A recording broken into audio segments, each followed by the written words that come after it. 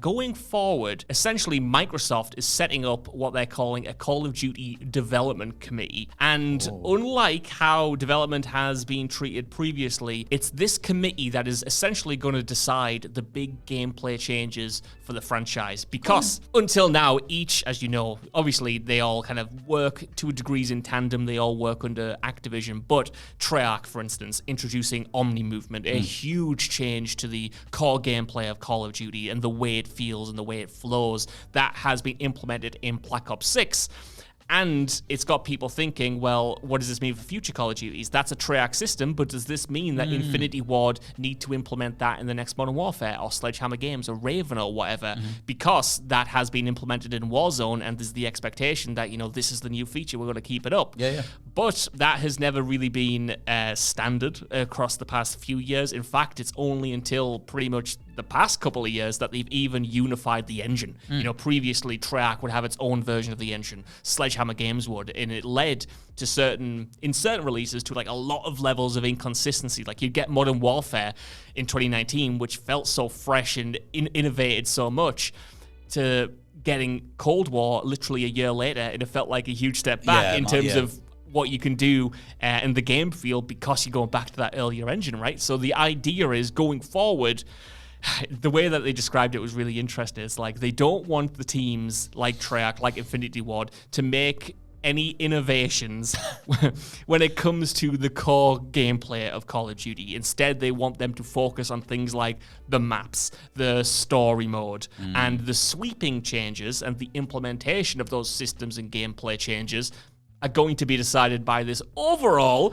Microsoft committee that I assume the likes of Treyarch and Infinity Ward have to pitch towards and then get it okayed, and then it's going to be a case of, okay, we're doing this not just for this one game, we're doing this for the whole franchise going forward. Surely this is a bad idea, because say you're Treyarch, you're any developer, and you have a really cool idea for your Call of Duty, like a movement system, like a new mantling system, whatever it is, something that fundamentally changes the pace of your game. Depending on when you have that idea, maybe it's implementable in the development pipeline that you guys have, but you have to pitch to the higher ups. Like, can we actually do the thing that we want to do that'll suit our game really, really well? Oh, turns out the development team 3 is doing a World War style, storyline or setting, and they can't even make it work at all. Like that, there's an immediate block there. Yes. Like where if you were developing a Black Ops game alongside a World War game, they're fundamentally diametrically opposed when it comes to movement, gadgets, guns, whatever. Not to be so anti-corporate that I don't even entertain this, but I just feel the bureaucracy level of it will get right in the way of being able to execute on anything cool, because it'll have to fit the brand and not the individual, or not the individual team. I think this sucks. I'm inclined to believe you, but I guess I'll argue the other side, because I do think the other side has like some pros, and I think the reason that this is happening, unfortunately, and it breaks my heart to say it, is because of Call of Duty Warzone, right? Previously, of course, all CODs kind of spoke to each other, let's use that metaphor. You know, you would have the implementation of the jetpacks and the double jumps in the future era of games, and then presumably Activision said, oh, that's quite cool, put it in Treyarch's, put it in Infinity Ward's, or what have you.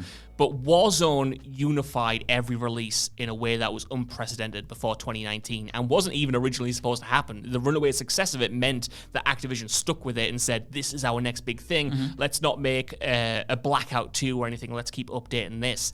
And at that point, it's needed to implement everything from the other games, and the other games needed to have upgrade systems or battle passes that could work across the different releases, right? Which led to so many headaches at the time. Like the incorporation of those Cold War guns, for instance, in Warzone at the time was a nightmare, because they were two different engines. So all of the guns had to be remade and rebalanced and then put into this different mode, right, that they weren't initially built for.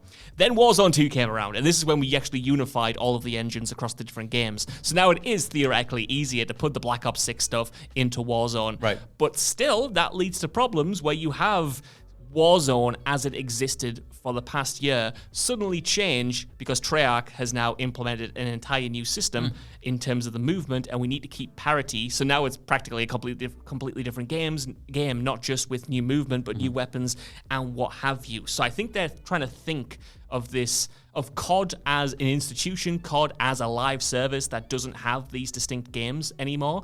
And I can see why they'd want this approach to streamline those headaches, to make sure that you don't get radical changes to the overall feel every year. I still think it's a mistake, because what's the point in my head of having 3 different developers, minimum, by the way? We're not even mentioning here the likes of Beanox and all of High Noon Studios who work on these games. High Moon Studios who work on these games, you know, and bring their own things to the table. But what's the point in having 3 minimum main developers working on individual franchises if the only thing that's going to separate them is the story mode and the maps? Well, that's a weird, right? Because I wonder how much the average Call of Duty player is aware of that rotation of developers. I think they will be, because it's kind of baked into the conversation when people go on fan forums and social media and whatever. People talk about, like, oh, the next Treyarch game, the next Infinity Ward game, or whatever it is. And I like that variety. Like, there's not that much to it, and sometimes it's a backfire. And there's also that weird back and forth of, like, if you get a really good one, then you know the consistency might not be there, but you might get upended with something else entirely. Like, I wasn't expecting Black Ops 6 to be this phenomenal, and I wonder whether in another timeline, someone on the Microsoft side, someone on the groupthink side would have said no to the movement thing, because all the other devs would have said, well, it's not going to work for the maps that we're making, or it's not going to work for the story mode that we're making. Like, the variety is better to me. And I know all we have to go off is a reactionary thing at the minute anyway, but my default says that the boring money side, the optics side, the brand side will get in the way of things like the movement speed in Black Ops 6. And we'll make it more stale. Because if there's one thing Microsoft does to anything, it's make it more stale.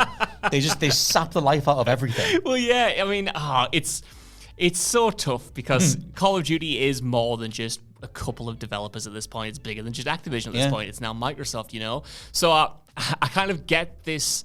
I get this committee idea because all of these developers are working on their own things. And even though it's cool for Treyarch, I imagine, to come up with Omni Movement and go, guys, we've got like this silver bullet, we've got this ace up our sleeve, look how cool this is. Imagine being Infinity Ward 2 years at your 4-year development cycle, wondering, oh wow, are we gonna have to throw out all of this code or rework it to incorporate this system we didn't even make? I bet that is a nightmare, but I don't think they should be able to then stand by on what they're doing, though. Exactly. Like, their vision is still strong enough. Exactly. I don't think the answer to that problem is to say, well, you can't do any of it. Well, I mean, because I remember thinking about this when Advanced Warfare brought in the boost dash, which I love Advanced Warfare. I thought it was great. And for me, the solution is having different time periods for Call of Duty. Like, you have the World War time period, you have the near future, you have the far future, and you know, the present day stuff, and then you have mechanics tied to that. And if you want to, whenever your development cycle comes around, it's like, well, which time period are you working with? Okay, we should change it for this time period.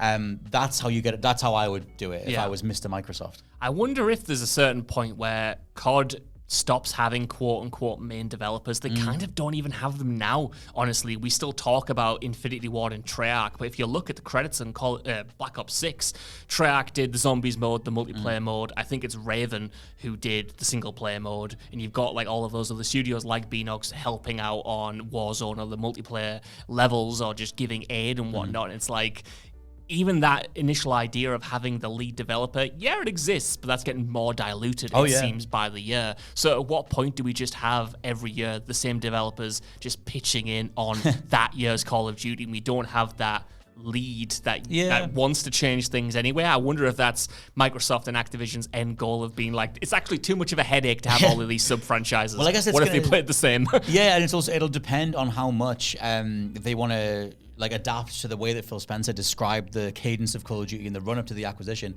where he was like, we're going to try and get away from annual releases and space that stuff out, give everybody some more breathing room. If those conversations are allowed to happen with breathing room, then yes, you can establish like a better agreement on what's going to come next. But things like, I mean, Black Ops 6 was shifted around so much in development to hit the window this year, and there's still all those conversations to be had on, do people expect it every year? Is that going to impact sales too much if you take a year off, which they haven't done in a long time, almost 20 years. Is that part of the brand, the optics, and how do we maintain that? A lot of it was just the Activision money grubby method. So they've got to figure all that stuff out. To me, you can get this committee idea of not changing too much on a yearly basis by just not releasing Call of Duties on a yearly basis. Totally. Like they're already cannibalizing themselves, in my opinion. And yeah, you sell so much with the individual copies, of course you do, but why can't we, going forward, even have 3 years, maybe that's too long, 3 years to one Call of Duty and a version of Warzone that is constantly updated, that doesn't feel the same in year 1 as it does in year 3, because you're getting new weapons, you're getting new maps, you're getting all of that seasonal content we know and love and sometimes just have to put up with. But it means that every 3 years you get these lead developers on a sub-franchise that get to come in and say, okay, that was the last 3 years. Here's our vision for the next 3. Kind of like a presidential term. Like I'm explaining it There's now. also like a weird thing to this where if every team is unified on a certain new mechanic, like say people hated the Omni movement, but in this new reality you have like 3 more CODs that all have the same thing, and you're now staring down the reality like, well, we need to convince people now of this new thing. I guess I'll see how it is in motion. It's just that the skeptic in me, the cynic in me, the person who's been through a lot of corporate stuff in me sees it as an obstacle rather than a box tick. That is such a good point. That is a great point, right? Because imagine if they implemented this across previous games. Again, this is probably worst case scenario, but when Black Ops 4 was going to be a hero shooter, right? And there's still elements of that in the game. But what if they said, okay, we're doing hero shooters. The next 2 games for the next 2 developers are going to have to incorporate those situations, those systems and mechanics, and then obviously you get the response, and suddenly, like you said, you pivoting. Would we have even got something like Warzone in its current form? Because what preceded that is Blackout. And if they said, we'll stick with Blackout, we're not going to make it a free-to-play thing, we're going to always make it the third pillar of every new Call of Duty release, would that have killed something like Warzone from getting so big and becoming so popular and being so good? That's what I worry about. Yeah, same. I think the variety is part of why it's able to be every year, because you don't know what you're getting every year other than more COD, but the devil is in the DLs, and those DLs should change. But I guess we'll see.